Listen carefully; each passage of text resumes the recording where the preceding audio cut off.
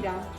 Usue eta Irati beldurtutak eta triste daude, beraien herrialdean guda dagoela. Hemen ez dago guda, baina beraien artean ez dago bakea.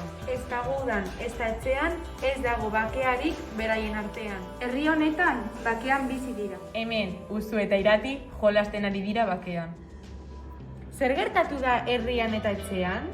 Ez daude gatazka, ez da gudarik. Harreman osasuntsu bat edukitzea lortzen dute. Usue eta Irati haien artean ondo daude. Harreman osasuntsu bat baldin badute, elkarbizitza on bat izaten lortuko dute. Hau guztia izatean konfiantza lortuko dugu. Bakearekin, guztiak pozik.